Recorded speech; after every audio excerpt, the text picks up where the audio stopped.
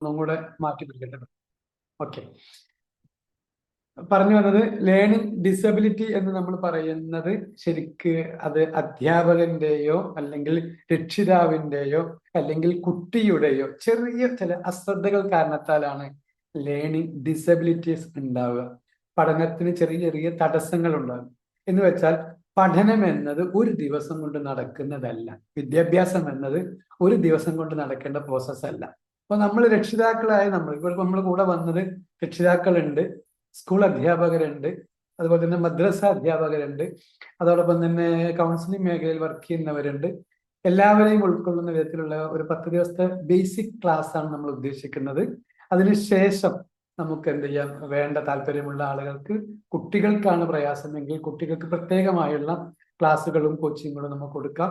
അല്ല, രക്ഷിതാക്കൾക്ക് തന്നെയാണ് ഇനി ബാക്കി ഭാഗങ്ങൾ അല്ലെങ്കിൽ ബാക്കി ഇതിനേക്കാൾ കൂടുതൽ പഠിക്കാൻ താല്പര്യമുണ്ട് എന്ന് അറിയുന്ന ആളുകൾക്ക് നമുക്ക് ഇതിന്റെ 10 ദിവസം കഴിഞ്ഞിട്ട് വേണമെങ്കിൽ നമുക്ക് തുടരുകയും ചെയ്യും. അപ്പൊ നമ്മൾ ഒന്നാമത്തെ ദിവസം ഇന്ന് നമ്മൾ എല്ലാവരെയും വെൽക്കം ചെയ്യാനുള്ള എന്താണ് ഈ ക്ലാസ്സിൽ പഠിക്കാൻ പോകുന്നു എന്നതിനെ കുറിച്ച് കൃത്യമായ ഒരു ധാരണ തരികയാണ്. അപ്പൊ പഠന വൈകല്യം എന്ന് പറയുന്നത് ഒരു കുട്ടിയുടെ മാത്രം കേസ് അല്ല. കാരണം വിദ്യാഭ്യാസം നമ്മൾ പറഞ്ഞുകൊണ്ടിരുന്നത് ഒരു ദിവസം കൊണ്ട് നേടാനുള്ള സാധനവുമല്ല. അപ്പൊ പടിപടിയായി നമ്മള് എങ്ങനെ പറയാന്ന് ചോദിച്ചാൽ, ബ്രെയിനിന് ഒരു കാടിനോട് ഉപമിക്കലാണ് ഏറ്റവും രസം ഉണ്ടാവുക. കാടിന്റെ ഒരു പ്രത്യേകത എന്ന് വെച്ചാൽ, കാടിലൂടെ ആരും നടക്കാത്ത ഒരു വഴിയിലൂടെ ഒരാൾ നടന്നു പോകുന്നു. ആ നടന്നു പോയ ഒരാൾക്ക് ഒരു പക്ഷേ വഴി തെറ്റിയേക്കാം. എന്നാൽ അതേ വഴിയിലൂടെ ഒരു 4-5 പേര് ഒരുമിച്ച് അയാളെ ഫോളോ ചെയ്ത് പോരുന്നുണ്ടെങ്കിൽ ആ വഴിയിലുള്ള ചെടികളെല്ലാം ഇവരുടെ കാൽപാദം ഏറ്റ് ഒരു രൂപത്തിലെത്തിയിട്ടുണ്ടാവും. അപ്പൊ ഒരു 2 മണിക്കൂറിന് മുമ്പേ തിരിച്ചു പോരുകയാണെങ്കിൽ അവർ പോയ വഴി തിരിച്ചറിയും. എന്നാൽ അതേ വഴിയിലൂടെ വീണ്ടും ആളുകൾ വന്നുകൊണ്ടിരിക്കുന്നു, നാളെയും മറ്റന്നാളും അതേ വഴി വരികയാണെങ്കിൽ ആ വഴി ശരിക്കൊരു നടവഴി പോലെ വൃത്തിയായി മറ്റൊരു ചെടികൾ പോലും മുളക്കാതെ ഒരു കൃത്യമായ റൂട്ട് ഉണ്ടാകും.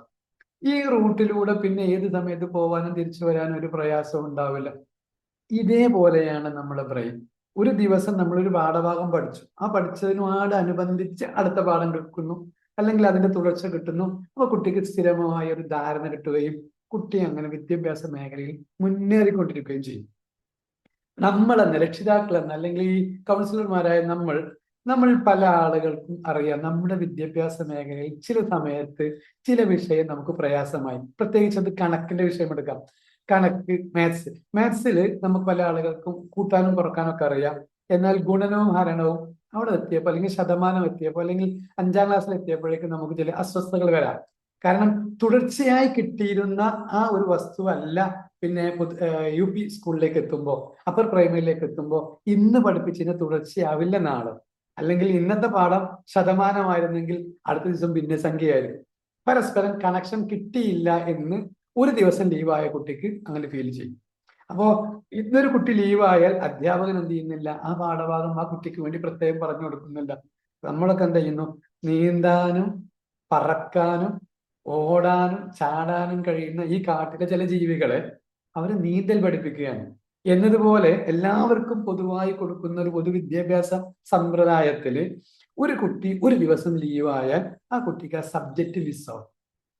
ആ സബ്ജക്റ്റിന്റെ ഒരു കണ്ടിന്യൂഷൻ മിസ്സാവും. പിന്നെ ആ കുട്ടിക്ക് ആരെങ്കിലും ഒരാൾ പറഞ്ഞു കൊടുക്കണം. അത് ഫ്രണ്ട്സ് ആവാം, സർക്കിൾ, അല്ലെങ്കിൽ ആ സബ്ജക്റ്റിന് അത് കിട്ടിയില്ല. ഉദാഹരണത്തിന് നമുക്ക് ഗുണനപ്പട്ടിക പഠിക്കാൻ വേണ്ടി ഞങ്ങളുടെ കാലത്തൊക്കെ അടിയും ഇടിയും ഒക്കെയാണ് കൊടുത്തിരുന്നത്. എന്നാൽ ഇന്നതൊന്നും ആവശ്യമില്ലാതെ കുട്ടികൾ ഗുണനപ്പട്ടിക വളരെ കൂളായിട്ട് പറയാൻ കഴിയും.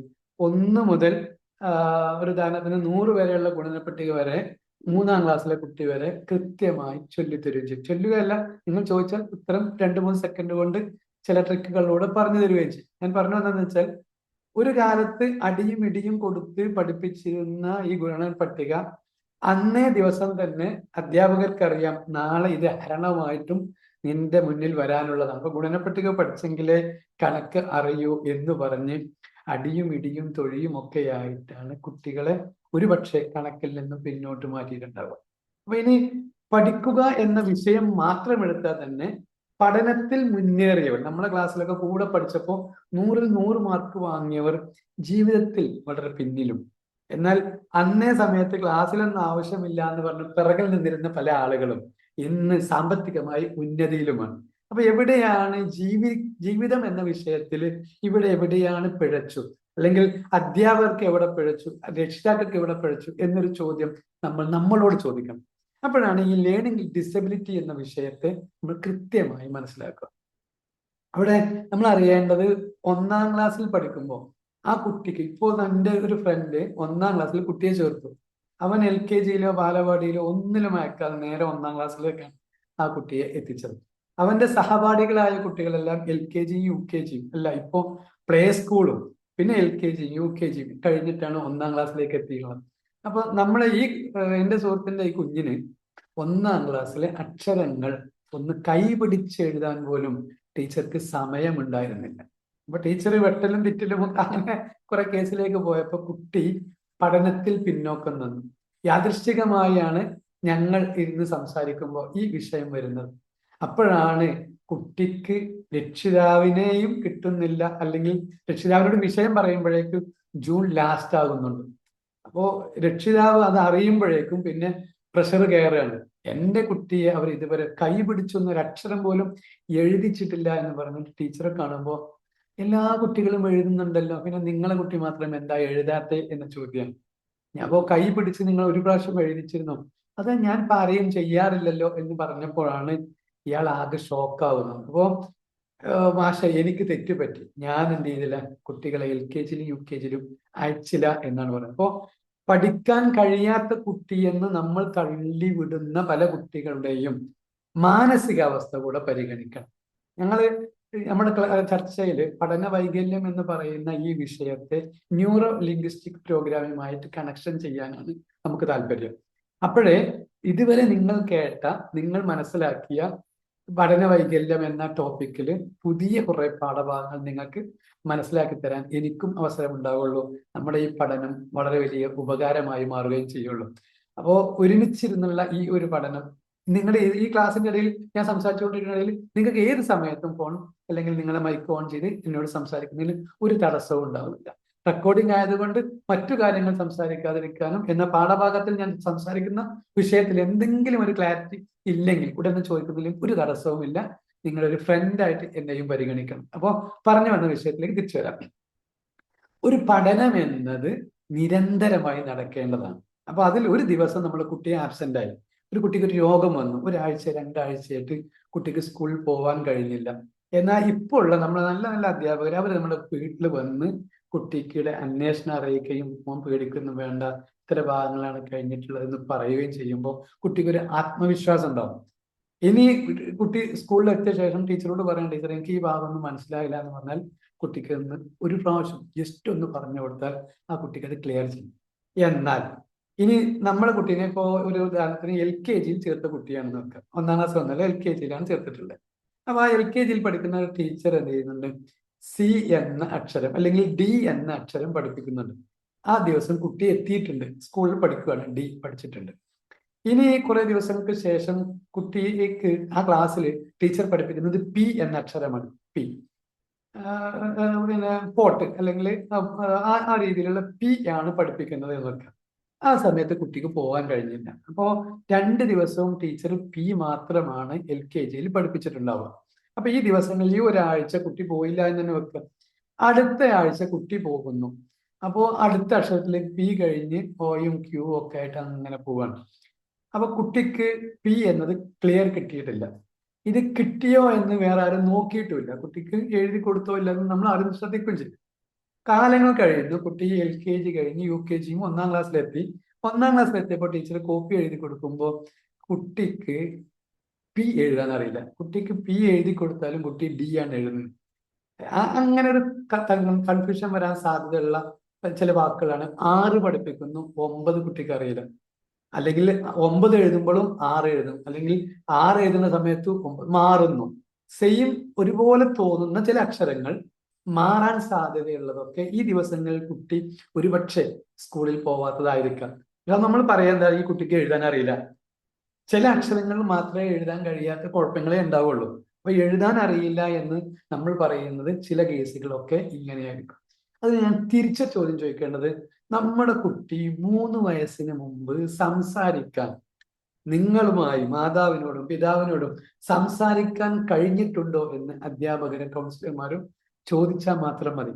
അപ്പൊ 3 വയസ്സിന് മുമ്പിൽ കുട്ടി സംസാരിച്ച കുട്ടിയാണെങ്കിൽ 100% നമുക്ക് പറയാം ആ കുട്ടിക്ക് പഠന വൈകല്യം എന്ന ഒരു രോഗമില്ല, അല്ലെങ്കിൽ അങ്ങനത്തെ ഒരു മാനസിക അവസ്ഥ ഇല്ല. ആ കുട്ടിയെ നമുക്ക് പിക്കപ്പ് ചെയ്ത് തിരിച്ചു പിടിച്ചു കൊണ്ടുവരാൻ കഴിയും. ഇനി മാനസിക വൈകല്യമുള്ള കുട്ടികൾ, സംസാരിക്കാൻ കഴിയാത്ത കുഞ്ഞുണ്ടെന്ന് വെക്കാം, അങ്ങനത്തെ ഒരു കുഞ്ഞിനെ പഠിപ്പിക്കാൻ എനിക്കൊരു ഭാഗ്യം ഉണ്ടായി. ഞാൻ കാസർഗോഡ് സ്കൂളിൽ വർക്ക് ചെയ്യുമ്പോൾ എൻഡോസൾഫാൻ ദുരിതബാധിതയായ, സംസാരിക്കാൻ വല്ലാതെ കഴിയാത്ത ഒരു കുഞ്ഞുണ്ട്. എന്നാൽ മറ്റുള്ളവരെ ഉപദ്രവിക്കുന്ന കാര്യത്തിൽ വളരെ പ്രയാസവും അങ്ങനെ ഒരു അസ്വസ്ഥതയുള്ള കുഞ്ഞാണ്. അപ്പൊ ഞാൻ അതിനെ എൻ്റെ ഒരു പഠനത്തിന്റെ മേഖലയായി ഞാൻ എടുത്തു. അപ്പോൾ ആ കുഞ്ഞിന് 10ാം ക്ലാസ്സിൽ എത്തുന്ന സമയത്താണ്, പിന്നെ കഴിഞ്ഞ വർഷം കുട്ടി 10ാം ക്ലാസ്സിൽ എത്തിയ സമയത്ത് 2ാം ക്ലാസ്സിൽ എനിക്ക് ആ കുട്ടിയെ കിട്ടിയ കേട്ടോ. അപ്പോ ഞാനത് രക്ഷിതാക്കളോട് പറയാറ്, ഞാൻ സ്കൂളിലുണ്ടെങ്കിൽ മാത്രം സ്കൂളിലേക്ക് അയച്ചാൽ മതി, അപ്പൊ ഞാനുണ്ടോ എന്ന് ചോദിച്ചിട്ട് വേണം അയക്കാനെന്ന് പറയും. കുട്ടി വരും, ഇരിക്കും, ക്ലാസ്സിൽ ഇരിക്കും, ഞങ്ങൾ തമ്മിൽ കളിക്കും, ചിരിക്കും. കുട്ടിയുടെ കൈ പിടിച്ചിട്ട് ഞാൻ കയ്യിൽ എഴുതും. ഉദാഹരണത്തിന് കുട്ടിയുടെ പേര് ഞാൻ എഴുതി കൊടുക്കും, എന്നിട്ട് എൻ്റെ പേര് ഞാൻ എഴുതി കൊടുക്കും. അങ്ങനെ എൻ്റെ പേരിൽ ALI, ഇത് അലി എന്നാണ് എൻ്റെ പേര്. ആ പേര് ഞാൻ ആ കുട്ടിയുടെ കയ്യിൽ എഴുതി കൊടുക്കും, പുറത്ത് എഴുതി കൊടുക്കും. കുട്ടി അതിനുശേഷം ഗ്രൗണ്ടിലൊക്കെ എഴുതിയിട്ട് കാലുകൊണ്ട് അത് എഴുതും. 10ാം ക്ലാസ്സിൽ പഠിക്കുന്ന ഈ കുട്ടിയുടെ 10ാം ക്ലാസ്സിൽ എത്തിയ സമയത്ത് ഞാൻ ആ സ്കൂളിൽ ചെല്ലുകയാണ്. സ്കൂളിൽ ചെല്ലുമ്പോൾ കുട്ടീൻ്റെ അടുത്തേക്ക് ഓടി വരികയാണ്. അന്ന് എങ്ങനെയാണ് ഓടി വന്നത് അതുപോലെ 10ാം ക്ലാസ്സിലെ കുട്ടിയും ഓടി വരികയാണ്. അപ്പോ അറിയേണ്ടത്, ഈ കുട്ടിക്ക് ബുദ്ധിയില്ല എന്ന് പറയുന്ന ആളുകൾ തിരിച്ചറിയേണ്ടത്, ആ കുട്ടി ഒരു ദിവസം ഡയറക്റ്റ് വീട്ടിലേക്ക് നടന്നു പോയ കുട്ടിയാണ് 2ാം ക്ലാസ്സിലായ സമയത്ത്. അതേ കുട്ടി 10ാം ക്ലാസ്സിലാകുമ്പോൾ എൻ്റെ അടുത്തേക്ക് ഓടി വന്ന് എന്നെ കെട്ടിപ്പിടിക്കുകയാണ്. രണ്ടും ഒന്ന് കൂട്ടി വായിച്ച് നോക്കുന്ന സമയത്താണ്, യെസ്, ഇവർക്ക് ബുദ്ധി ഇല്ല എന്നല്ല പറയണേ, അവരെ ഉപയോഗിക്കാൻ നമുക്കറിഞ്ഞില്ല എന്നാണ്. നമ്മളെ കേസാണ്. നമ്മൾ അവരെ പഠിക്കാത്തവര്, ബുദ്ധിയില്ലാത്തവര്, സംസാരിക്കാൻ കഴിയാത്തവരെന്ന് മാറ്റി നിർത്തുകയാണ്.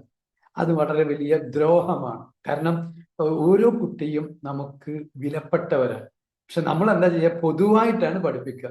നമ്മൾ പഠിപ്പിക്കുന്ന കുഞ്ഞിനെ ഓരോ വ്യക്തിയായി കാണാൻ നമ്മൾ ഒരുങ്ങിയാൽ, അധ്യാപകരോടാണ് പറയണേ, ഓരോ കുട്ടികളെയും ഓരോ വ്യക്തികളായി കണ്ട് എല്ലാവർക്കും ഒരേ പാഠഭാഗം പറഞ്ഞു കൊടുത്തിട്ട് ഓരോ കുട്ടിക്കും വ്യക്തമായി പറഞ്ഞു കൊടുക്കുകയാണെങ്കിൽ എത്ര വലിയ രസകരമായിരിക്കും നമ്മുടെ വിദ്യാഭ്യാസം എന്നുള്ളതിന് ഏറ്റവും വലിയ തെളിവാണ്. ഞാൻ ആ കുട്ടി എൻ്റെ അടുത്തേക്ക് ഓടി വന്നു. എന്നിട്ട് ഞാൻ ടീച്ചേഴ്സിനോട് ചോദിച്ചു, ഇയാളിപ്പോ എങ്ങനെ ഉണ്ട് എന്ന് ചോദിച്ചു. അയാളുടെ പ്രത്യേകത അറിയണോ? അയാളെ ഹിന്ദി ആവട്ടെ, ഇംഗ്ലീഷ് ആവട്ടെ, മലയാളമാവട്ടെ, അയാളെ ബുക്കിൽ അല്ലെങ്കിൽ പരീക്ഷാ പേപ്പറിൽ ആകെ 3 അക്ഷരേ ഉണ്ടാവുള്ളൂ. ഒരു A ഉണ്ടാവും, പിന്നെ ഒരു I ഉണ്ടാവും, അല്ലെങ്കിൽ L ഉണ്ടാവും. ചിലപ്പോൾ ALI ഒരുമിച്ചുണ്ടാവും, അല്ലെങ്കിൽ ഒരു പേജിൽ A ഉണ്ടാവും, അടുത്ത പേജിൽ I ഉണ്ടാവും, അടുത്ത പേജിൽ L ഉണ്ടാവും. ഓർഡർ ഉണ്ടാവില്ല, പക്ഷെ ഈ 3 അക്ഷരങ്ങൾ മാത്രമേ ഉണ്ടാവുള്ളൂ. അപ്പൊ ഞാൻ എന്നോട് പറഞ്ഞത് ഹിന്ദിയുടെ ടീച്ചറാണ്. ഞാൻ ടീച്ചറോട് ചോദിച്ചു, ടീച്ചറെ ആ അക്ഷരങ്ങളൊന്ന് കൂട്ടി വായിക്കാവോ ചോദിച്ചു. അതിപ്പോ എങ്ങനെ വായിക്കുക? Aയും Iയും Lയും കൂട്ടി വായിച്ചാൽ എങ്ങനെയാവുക? അത് അറിയില്ലല്ലോ. അത് അക്ഷരങ്ങൾ അങ്ങോട്ട് തിരിച്ചു മറിച്ച് നോക്കിയതാണ്. അപ്പൊ ടീച്ചർ വായിക്കുന്നു പറഞ്ഞു, ALI, അലി എന്ന് വായിക്കാന്ന് പറഞ്ഞു. ടീച്ചറെ അതാണ് ഞാൻ എന്ന് പറഞ്ഞു. അപ്പൊ 10ാം ക്ലാസ്സിൽ എത്തിയ കുട്ടിക്ക് ആകെ പഠിക്കാൻ പറ്റിയത് 2ാം ക്ലാസ്സിൽ പഠിപ്പിച്ച അധ്യാപകന്റെ, എന്റെ എക്സ്പീരിയൻസ് ആണ്, എൻ്റെ പേര് മാത്രം. ഞാൻ ആ കുട്ടിയുടെ പേര് പഠിപ്പിച്ചിട്ടുണ്ട്, പക്ഷെ കുട്ടിയുടെ ഓർമ്മയിലുള്ളത് എൻ്റെ പേരാണ്. ഞാൻ പറഞ്ഞു വന്നത് എന്താണെന്ന് വെച്ചാൽ, ഒരു കുട്ടിക്ക് പഠിക്കാൻ ഏത് രീതിയിലൊക്കെ ഉപയോഗപ്പെടുത്താമെന്ന ചോദ്യമുണ്ട്. അപ്പൊ ഞാൻ നിങ്ങളോട് സംസാരിക്കുന്നു, നിങ്ങൾ പലരും പല പണിയെടുക്കുന്നതിനിടയിൽ എന്നെ കേൾക്കുന്നു, ചിലർ എൻ്റെ കണ്ണിലേക്ക് നോക്കിയിരിക്കുന്നു. അപ്പൊ ഒന്ന് കാണുന്നു, കേൾക്കുന്നു, 2 ഭാഗം. അപ്പൊ നിങ്ങൾ വേറെ പണിയുടെ ഇടയിൽ കേൾക്കുകയാണെങ്കിൽ പോലും ഇത്തിരി നേരം കേട്ടാൽ അത് കേൾക്കണം എന്ന ഫീലിംഗ് വരാൻ സാധ്യതയുള്ള സബ്ജക്റ്റാണ് ഞാൻ സംസാരിച്ചോട്ടെ. കാരണം നമ്മുടെ മക്കൾ, അല്ലെങ്കിൽ നമ്മൾ പഠിപ്പിക്കുന്ന മക്കൾ, അത് നമ്മളെ മക്കൾ തന്നെയുള്ളൂ. അവരിൽ നിന്നുണ്ടാകുന്ന ഒരു മാറ്റം എന്നത് നമുക്ക് കിട്ടണമെങ്കിൽ, യെസ്, ഞാനിപ്പോ ഈ സംസാരിക്കുന്ന പോലെ ക്യാമറയോടല്ല സംസാരിക്കേണ്ടത്, ഓരോ കുട്ടിയുടെയും ഹൃദയത്തോടാണ്. അപ്പോ നമുക്ക് അവരെ തൊടാനൊന്നും അർഹതയില്ല, ആ കാലം കഴിഞ്ഞു. എന്നാൽ ഒരു കാലത്ത് നമുക്ക് തൊടാമായിരുന്നു, ഇപ്പൊ നമ്മൾ തൊടുന്നില്ല. പക്ഷെ നമ്മുടെ സ്നേഹ സംഭാഷണത്തോടുകൂടെ ഓരോ കുട്ടിയോടും ഉള്ളൊരു റാപ്പോ എന്ന് പറയും, അത് ബിൽഡ് ചെയ്ത ശേഷം നമ്മൾ സംസാരിക്കുന്നത്, പറഞ്ഞു കൊടുക്കുന്നത് ആ കുട്ടിയുടെ ഹൃദയത്തിലേക്കായിരിക്കും. അപ്പോൾ ഒരേപോലെ ഇപ്പൊ ഞാൻ സംസാരിക്കുന്നത് എല്ലാവരും, എത്ര പേര് നമ്മളെ കൂടെ ഉണ്ടോ, കൂടെയുള്ളവരോട് എല്ലാവരോടും ഒരേപോലെയാണ് ഞാൻ സംസാരിച്ചുകൊണ്ടിരിക്കുന്നത്. ഇതേപോലെ അല്ല നമ്മുടെ ക്ലാസ്സിൽ നമ്മളെ കുട്ടികളോട് സംസാരിക്കുന്നത്. ഒരേപോലെ നിങ്ങൾ സംസാരിച്ചു എല്ലാവർക്കും വേണ്ടിയിട്ട്. അപ്പൊ നമ്മളെ കൂടെ പഠിച്ചിരുന്നപ്പോ ബാക്ക് ബെഞ്ചേഴ്സ് എന്ന് പറഞ്ഞ് ഒഴിവാക്കിയവരുണ്ടല്ലോ, അതേപോലെ അവരോട് ഒന്ന് സംസാരിക്കാൻ, ഒന്ന് അടുത്ത് നിന്ന് ആ കൂടെ നിന്ന് സംസാരിക്കാൻ ഒരു അധ്യാപകന് ഏതെങ്കിലും കാലത്ത് ഉണ്ടായിട്ടുണ്ടെങ്കിൽ ആ കുട്ടിയുടെ പഠനം മാറും. അതിനും തെളിവാണ് ഞാൻ. എന്റെ ലൈഫും അങ്ങനെയാണ്.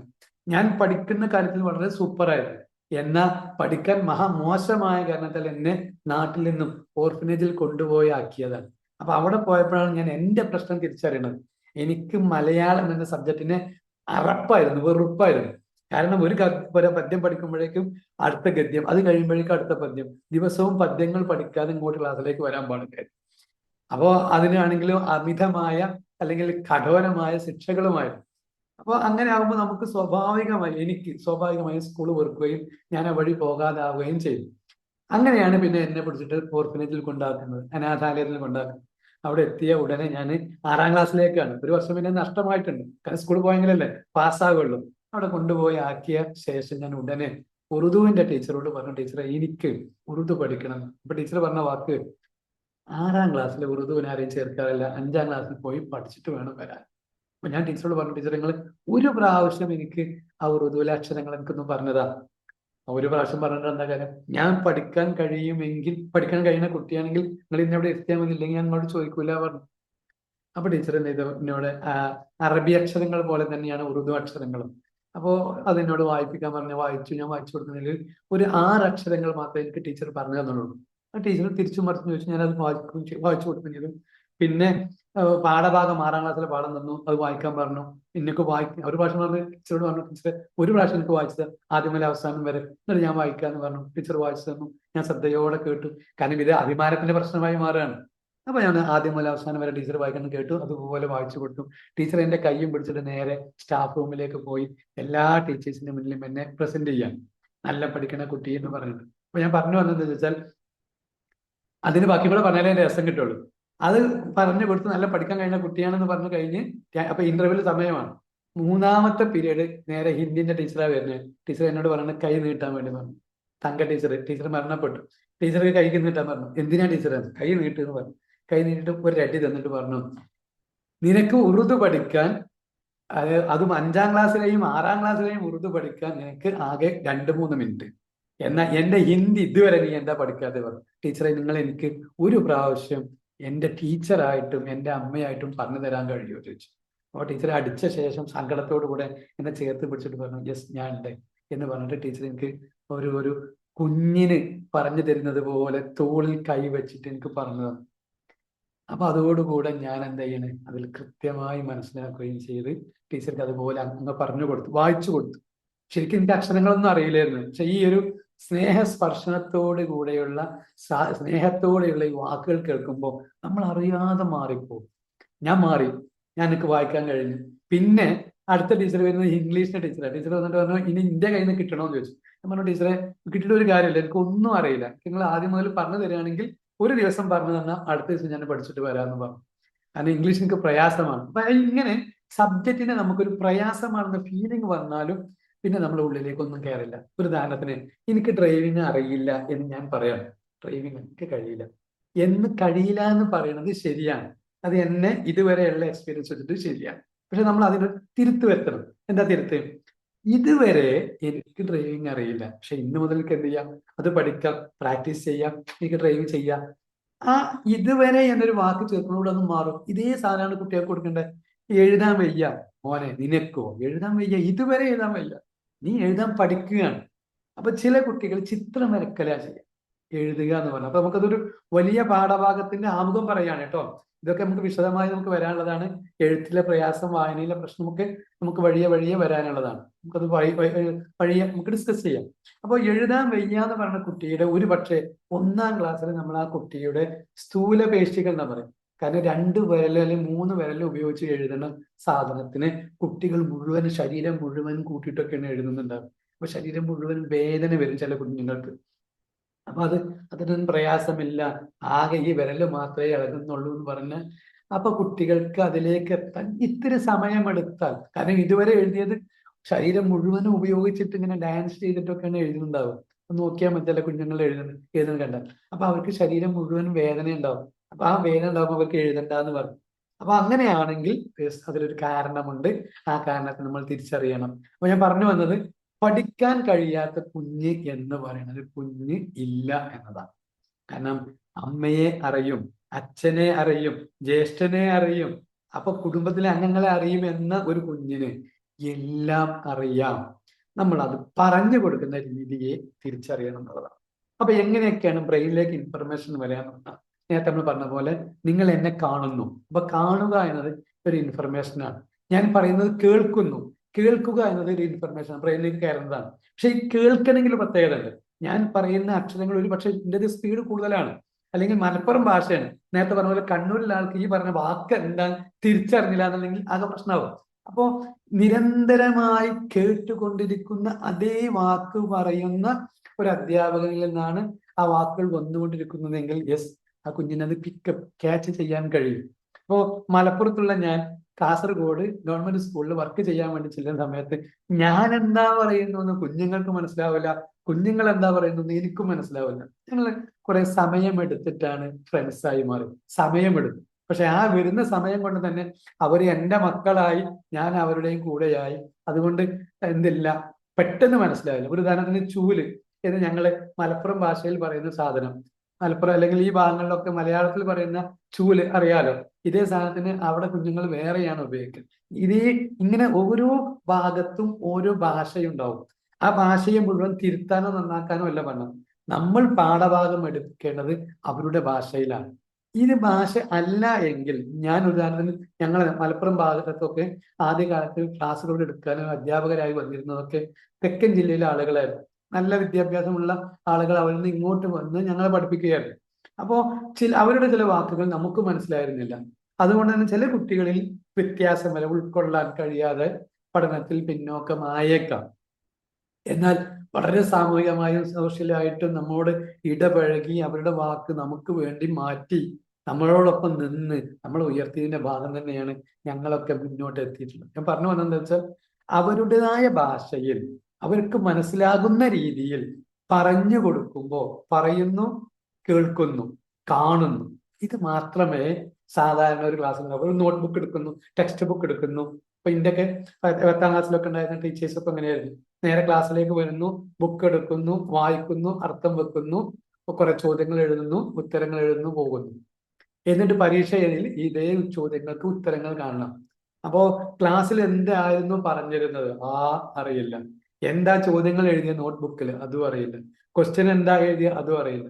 പിന്നെ ക്വസ്റ്റ്യൻ പേപ്പർ ബേസ് ചെയ്തിട്ടുള്ള പഠനം നടക്കുമ്പോഴാണ് യെസ്, ഈ പാഠത്തിന് ഈ ചോദ്യത്തിന് ഇതായിരുന്നു ഉത്തരം, ഇത് ഇന്നതുപോലെ ടീച്ചർ എഴുതി തന്നിട്ടുണ്ട്, അപ്പൊ അതൊന്ന് നോക്കിയാൽ മതി. ഇങ്ങനെ വരുന്നത് പിന്നീട്, അതായത് ക്ലാസ്സിൽ എന്ത് പറഞ്ഞു അത് കേട്ടത് പോലും ഓർമ്മയില്ലാത്ത മക്കളായിരിക്കും നമുക്കുണ്ടാവുക. അപ്പൊ ക്ലാസ് ഭാഗത്ത് അവതരിപ്പിച്ച വിഷയത്തെ നമ്മൾ പറയുന്നു, കുട്ടി കേൾക്കുന്നു എന്നതിന് പരമാവധി ആ കുട്ടിക്ക് ശ്രദ്ധിക്കാൻ കഴിയുക 2 മിനിറ്റാണ്. Span of attention 20 second 20 minute ഒക്കെ ഉണ്ട്. ഞാൻ പറയുന്നു, നിങ്ങൾ കേട്ടുകൊണ്ടിരിക്കുന്നു, അങ്ങനെ കേട്ടുകൊണ്ടേ ഇരിക്കുകയാണെങ്കിൽ പരമാവധി നിങ്ങൾക്കും കേൾക്കാൻ കഴിയുക 20 മിനിറ്റാണ്. അപ്പോഴേക്ക് നമ്മളൊക്കെ നമ്മളെ വഴിയിലേക്ക് മാറിപ്പോകും.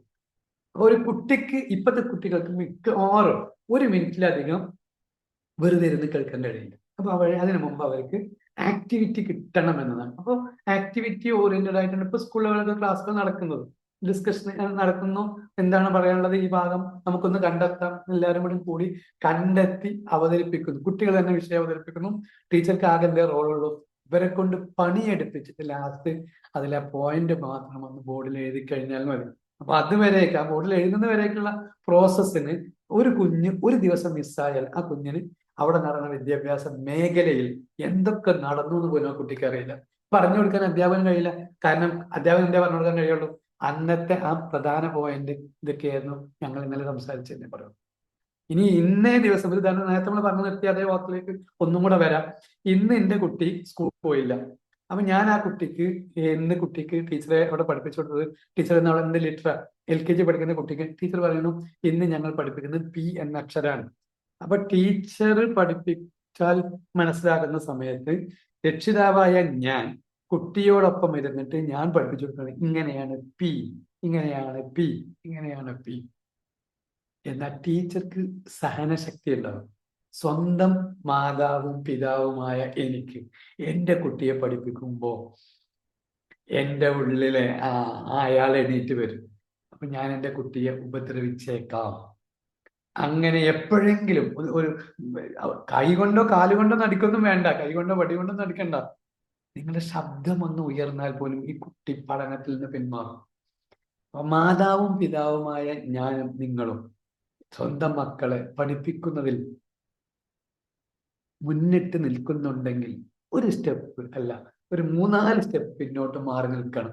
കുട്ടിയെ പഠിപ്പിക്കുക എന്നത് നമ്മുടെ ഡ്യൂട്ടിയേ അല്ല. അത് നമ്മൾ കുട്ടിയുടെ മാതാവും പിതാവും മാത്രമായിരിക്കണം. കുട്ടിയെ പഠിപ്പിക്കുക എന്നതാണ് ടീച്ചേഴ്സ് ഉള്ളത്. ആ മക്കൾ പഠിക്കാൻ സഹായിക്കുക എന്ന് മാത്രമേ, മക്കൾ പഠിക്കുമ്പോൾ സഹായിക്കുക, ആ സഹായി മാത്രമേ നമുക്കാവാൻ പാടുള്ളൂ. ടീച്ചേഴ്സും പഠിപ്പിക്കുകയല്ല, പഠിക്കാൻ സഹായിക്കുകയാണ്. അതുകൊണ്ടാണ് അവർക്ക് ആ കുട്ടികളെ മുഴുവൻ, ഇപ്പൊ 200 കുട്ടികൾ ഉണ്ടെങ്കിലും 200 കുട്ടികൾക്കും ഒരേ ഒരു ടീച്ചിങ് ട്രെയിനിങ് കിട്ടിയ TTCയോ BEdോ ട്രെയിനിങ് കിട്ടിയ ആ ഒരൊറ്റ ടീച്ചർക്ക് ആ കുട്ടികളെ മുഴുവനും കൺട്രോൾ ചെയ്യാൻ കഴിയും. നമുക്ക് ആകെ ഒന്നേ ഉള്ളൂ, ആ ഒന്നിനെ നമുക്ക് കൺട്രോൾ ചെയ്യാൻ കഴിയില്ല. അപ്പൊ ഞാൻ 4 മക്കളുടെ പിതാവാണ്. എനിക്ക് നേരത്തെ പറഞ്ഞതുപോലെ ഒരു സ്കൂളിലെ മുഴുവൻ കുട്ടികളെ വേണമെങ്കിൽ കൺട്രോൾ ചെയ്യാൻ കഴിയും. പക്ഷെ എൻ്റെ വീട്ടിലെ കുട്ടിയെ ഒരു പക്ഷേ എനിക്ക് നിയന്ത്രിക്കാൻ കഴിയില്ല. കാരണം എനിക്ക് എൻ്റെ കുട്ടിയോട് സ്നേഹം ഓവറാണ്, അല്ല അധികാരം കൂടുതലാണ്. അതുകൊണ്ട് ഞാൻ അധികാരം പ്രയോഗിക്കും. ഇതുകൊണ്ട് ഞാൻ എൻ്റെ കുട്ടിക്ക് ഒരു അക്ഷരം പഠിപ്പിച്ചു കൊടുത്താൽ ആ കുട്ടിക്ക് അത് ടീച്ചർ പഠിപ്പിക്കുന്നത് പോലെ ഉൾക്കൊള്ളാൻ കഴിയില്ല എന്നും നമ്മൾ തിരിച്ചറിയണം. അപ്പൊ ഇതിന് നമ്മൾ എന്ത് ചെയ്യണം? ഒരാളുടെ സഹായം തേടണം.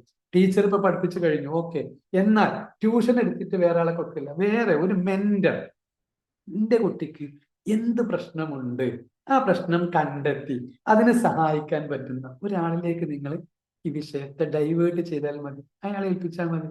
അയാളെ കൃത്യമായി കുട്ടിന് എന്താണ് പ്രശ്നം എന്ന് കണ്ടെത്തും. ആ കണ്ടെത്തി കഴിഞ്ഞാൽ നമുക്ക് എന്ത് ചെയ്യാൻ പറ്റും? ആ കുഞ്ഞിനെ വളരെ കൂളായിട്ട് കൈകാര്യം ചെയ്യാൻ കഴിയും. അപ്പൊ കുട്ടിയുടെ വളർച്ചയിൽ നമ്മളെന്ന രക്ഷിതാവ് സഹായി മാത്രമേ ആകാവൂ. പഴയ ടീച്ചർ എന്ന അവസ്ഥയിൽ നിന്ന് ടീച്ചേഴ്സായ നമ്മളും മെന്റർ എന്ന അവസ്ഥയിലേക്ക് മാറണം. ഈ കുട്ടിക്ക് എവിടെയാണ് പ്രയാസം അത് കണ്ടെത്തി അതിന് സപ്പോർട്ട് ചെയ്യാൻ കഴിയുന്ന ഒരാളാണ്. അപ്പൊ എൻ്റെ കൂടെ വന്ന കൗൺസിലർമാരായ ആളുകൾ, നിങ്ങളും ചെയ്യേണ്ടത് ഒരു കുട്ടിയുടെ പ്രയാസത്തെ കണ്ടെത്താൻ സഹായിക്കുക. ഞാൻ പറയുന്നത് കുട്ടിക്ക് മനസ്സിലാവും. ഇപ്പൊ എൻ്റെ ക്ലാസ്സിൽ എത്തിയ കുഞ്ഞ് ബാംഗ്ലൂരിലെ അല്ലെങ്കിൽ പിന്നെ ആസാമിലെ ഒരു കുട്ടിയാണ് ഇവിടെ വന്ന് പഠിക്കുന്നത്. വെസ്റ്റ് ബംഗാളിലും ബീഹാറിലും കുട്ടികൾ നമ്മുടെ ക്ലാസ്സിൽ വന്നിരിക്കാറുണ്ട്. അപ്പൊ അവരോട് നമ്മൾ ഹിന്ദിയിലോ അല്ലെങ്കിൽ അവരുടെ ഭാഷയിലോ പറയുന്നതിന് പകരം നമ്മുടെ മലയാളത്തിൽ പറഞ്ഞാൽ ആ കുട്ടിക്ക് പിക്കപ്പായി വരാൻ സമയമെടുക്കും. എന്നാൽ കുട്ടികൾ പഠിക്കില്ല എന്നല്ല, കുട്ടികൾ പഠിക്കും. നമ്മളും ആ കുഞ്ഞും തമ്മിൽ ആത്മബന്ധം ഉണ്ടാക്കിയാൽ ഏത് ഭാഷയാവട്ടെ ആ കുട്ടികൾ മനസ്സിലാക്കിയെടുക്കും. ഇപ്പൊ എൻ്റെ നാട്ടിലൊക്കെ ഉള്ള കുട്ടികൾ ഹിന്ദിയിലും സൂപ്പറാണ്, മലയാളത്തിലും സൂപ്പറാണ്. എങ്ങനെയത് സൂപ്പർ ആവുന്നത്? അവരെ ഫ്രണ്ട്സ് മലയാളികളാണ്. അപ്പൊ അവരോടൊപ്പം മിങ്കിൾ ചെയ്ത് അവർക്ക് മലയാളം മനസ്സിലാവുന്നു. ഇതേ ടീച്ചറും മലയാളം തന്നെ പറയുന്നുള്ളൂ. അപ്പൊ എന്ത് ചെയ്യും? ഭാഷ കൈകാര്യം ചെയ്യും. അപ്പോ എൻ്റെ കുട്ടിക്ക് പഠനത്തിൽ വൈകല്യമുണ്ട് എന്നെങ്കിൽ എന്താണ് വൈകല്യം നമ്മൾ തിരിച്ചറിയണം. എന്തെന്നാണ് വൈകല്യം? ഇപ്പൊ എഴുത്തിലാണ് വൈകല്യമെങ്കിൽ അവന് എഴുതാനേ മടിയാണ്. എഴുതാനുള്ള മടി എന്തല്ല, പഠന വൈകല്യമല്ല. അതിന് ഒരു പക്ഷെ കയ്യിന്റെ പ്രശ്നമാവാം, അല്ലെങ്കിൽ കാഴ്ച പ്രശ്നം ഉണ്ടാവാം, കേൾവി പ്രശ്നം ഉണ്ടാവാം. ഇതൊക്കെ ആയിരിക്കാം എഴുത്തിലും വായനയിലും ഒക്കെ കുട്ടികൾ പിറകോട്ട് പോകാനുള്ള കാരണം. അപ്പോ നമ്മൾ അതിന്റെ ഡീറ്റെയിലേക്ക് ഒന്ന് പോകണമെങ്കിൽ നമ്മുടെ മുന്നിൽ സമയം കഴിഞ്ഞുപോയി. നിങ്ങൾക്കൊന്നും സംസാരിക്കാൻ സമയം പോലും തരാതെ ഞാൻ നോക്കിയ 9:28 എത്തി. എത്ര പെട്ടെന്ന് സമയം പോയി. പഠന വൈകല്യം എന്ന വിഷയത്തെ ഞാൻ കൺക്ലൂഡ് ചെയ്യാൻ എങ്ങനെ ആഗ്രഹിക്കണം. ഇത് തുടക്കമേ ആയിട്ടുള്ളൂ. ഞാൻ നിങ്ങൾക്ക് പവർ പോയിന്റ് ഒക്കെ ഇട്ട് തന്ന് ഓരോ കാര്യം കൃത്യമായി തരണമെന്നാണ് ഉദ്ദേശിക്കുന്നത്. അത് നമുക്ക് അടുത്ത ദിവസം ചെയ്യാം. ഇപ്പോ ക്ലാസ്സിൽ വന്ന നിങ്ങൾക്ക് അടുത്ത ക്ലാസ്സിലേക്ക് ഒരു താല്പര്യം ഉണ്ടാവാൻ വേണ്ടിയും ഇത് ഇങ്ങനെ ജസ്റ്റ് ഒന്ന് പറഞ്ഞു പോയാൽ മതിയാകുന്ന കേസല്ലെന്നും തിരിച്ചറിയാം. അപ്പൊ നമ്മൾ പറഞ്ഞു വന്നത് പഠനം എന്നത് കാണുക കേൾക്കുക എന്നതിൽ അല്ല നിൽക്കേണ്ടത്. ഇനിയുമുണ്ട് ബ്രെയിനിലേക്ക് ഇൻഫർമേഷൻ വരാൻ. ഏതൊക്കെ? കാണുന്നു കേൾക്കുന്നു. കണ്ണും ചെവിയും മാത്രമല്ല, പിന്നെയോ മൂക്കിന് അവസരമുണ്ട്, നാക്കിന് രുചിച്ചു നോക്കാൻ അവസരമുണ്ട്, തൊട്ട് നോക്കാൻ അവസരമുണ്ട്, അനുഭവിക്കാൻ അവസരമുണ്ട്. ഇങ്ങനെയൊക്കെ വിവിധ രീതിയിലാണ് നമ്മൾ ബ്രെയിനിലേക്ക് ഇൻഫർമേഷൻ വരുന്നത്. അപ്പൊ ഇതെല്ലാം കൂടിയതാണ് പഠനം എന്നത്. നമ്മൾ മാതാവായ പിതാവായ നമ്മളെ മക്കളെ പഠിപ്പിക്കുമ്പോൾ ആകെ അനുഭവം മാത്രമേ കുട്ടിക്കുണ്ടാവൂ. അത് പോസിറ്റീവാണോ കുട്ടി ആലോചിക്കും. ഇപ്പൊ നമ്മളായ രക്ഷിതാക്കളായ നമുക്ക് നമ്മുടെ അധ്യാപകരെ എത്ര പേരെ ഇഷ്ടമാണ്, എത്ര പേര് വെറുപ്പാണ്?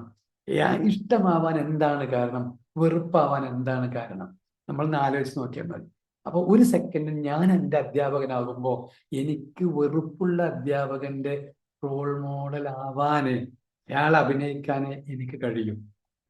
അവിടെയാണ് ഞാൻ തിരിച്ചറിയുന്നത്. അതുകൊണ്ടാണ് രക്ഷിതാക്കളായ നമ്മളെ മക്കളെ സ്നേഹത്തോടെ പറഞ്ഞു കൊടുക്കാൻ കഴിയുമെങ്കിൽ മാത്രം അവരുടെ കൂടെ നിൽക്കാം. കാരണം നിങ്ങൾ ഇന്ന് ഒഴിവ് കിട്ടുകയാണെങ്കിൽ ഒരു മാതാവിനെ നിങ്ങൾ അന്വേഷിക്കണം. ഒരു കുട്ടിയെയും, ഏതാണ് ഈ കുട്ടി, ഏതാണ് ഈ മാതാവ് എന്നറിയോ? ആൽബർട്ട് ഐൻസ്റ്റീൻ എന്ന കുട്ടിയെ പഠിപ്പിച്ച സ്വന്തം മാതാവ്, ഒരു സയന്റിസ്റ്റ് ആക്കി കൊണ്ടുവന്ന മാതാവാണ്. സ്കൂളിൽ നിന്ന് പുറത്താക്കിയതാണ്. ഈ കുട്ടിയെ നാളെ മുതൽ ഇങ്ങോട്ട് അയക്കണ്ട എന്ന് പറഞ്ഞ് എഴുതിയ കത്തിനെ വായിച്ചിട്ട് പറഞ്ഞു അമ്മയുടെ കൈ കൊടുക്കാൻ, അമ്മേ ഇന്ന് ടീച്ചർ കത്ത് തന്നിട്ടുണ്ട്. ആ കത്ത് വായിച്ചു നോക്കുമ്പോൾ എന്താ, കുട്ടിയെ ഇവിടെ സ്കൂളിലേക്ക് അയക്കേണ്ട, മറ്റു കുട്ടികളെ ഉപദ്രവിക്കുന്നുണ്ട്, അതുകൊണ്ട് ഈ സ്കൂളിലേക്ക് കുട്ടിയെ അയക്കേണ്ട. അപ്പൊ വേറെ സ്കൂളിൽ നിന്ന് റിജക്ട് ചെയ്തിട്ട് എത്തിയ സ്കൂളാണ്. അപ്പൊ ഇനി എന്റെ കുട്ടിയെ പഠിപ്പിക്കേണ്ട. അപ്പൊ വളരെ സന്തോഷത്തോടെ കിട്ടിയ കത്ത് കുട്ടിക്ക് സങ്കടമാവണ്ടെന്ന് കരുതി അമ്മ വായിക്കണത് എന്താ അറിയോ? അവിടെ പഠിപ്പിക്കാനുള്ളത് മുഴുവൻ എൻ്റെ കുട്ടിയെ പഠിപ്പിച്ചു കഴിഞ്ഞു, ഇനി കുട്ടിയെ എക്സ്ട്രാ നിങ്ങൾ പഠിപ്പിക്കണം എന്നാണ് ഈ അമ്മ കുട്ടിക്ക് വായിച്ചു കൊടുക്കുന്നത്. അപ്പൊ ഈ അമ്മയാണ് ഒരു സയന്റിസ്റ്റായ, ലോകത്തെ അറിയപ്പെട്ട ഒരു സയന്റിസ്റ്റിനെ എഴുന്നേൽപ്പിക്കുന്നത്. അപ്പൊ നമ്മളാണ് നമ്മളെ കുട്ടികൾ സയന്റിസ്റ്റായ ഡോക്ടറെ നേരെ നശിപ്പിക്കുന്ന മാതാവും പിതാവും ആവാനേ നമുക്ക് കഴിയും. എന്നാൽ സപ്പോർട്ടീവായി കുട്ടിയുടെ ചോദ്യങ്ങൾക്ക് കൃത്യമായി മറുപടികൾ കൊടുത്ത് വീണ്ടും വീണ്ടും ചോദ്യങ്ങൾ ചോദിച്ച്, നമ്മുടെ ഈ കയ്യിലൊക്കെ ഉള്ള ഫോണിൽ ഗൂഗിൾ ഉണ്ടാവും, അതൊന്നും ചെക്ക് ചെയ്ത് നോക്കിയാൽ എല്ലാ വിവരങ്ങളും നമ്മളെ കയ്യിൽ കിട്ടും. അപ്പൊ കുട്ടിക്ക് വേണ്ടി ഒരു മാതാവാൻ, കുട്ടിക്ക് വേണ്ട ഒരു അധ്യാപകനാവാൻ, പഴയ അധ്യാപകനല്ല, പുതിയ മെന്ററായി കുട്ടിയെ സഹായിക്കുന്ന സഹായിയാവാൻ നിങ്ങൾക്ക് എല്ലാവർക്കും കഴിയട്ടെ എന്ന് ആശംസിച്ചുകൊണ്ട് ബാക്കി ക്ലാസ് നാളെയല്ല, വെള്ളിയാഴ്ച വൈകുന്നേരം കാണാമെന്ന പ്രതീക്ഷയോടുകൂടി നിർത്തുന്നു. നന്ദി. നിങ്ങൾക്ക് എല്ലാവർക്കും ശുഭരാത്രി നേരുകയാണ്. സംസാരിക്കാൻ സമയം തരാതിരിക്കാനുള്ള കാരണം ഞാൻ തന്നെ സംസാരിച്ചിട്ട് കഴിയാത്തത് കൊണ്ടാണ്. Okay, thank you.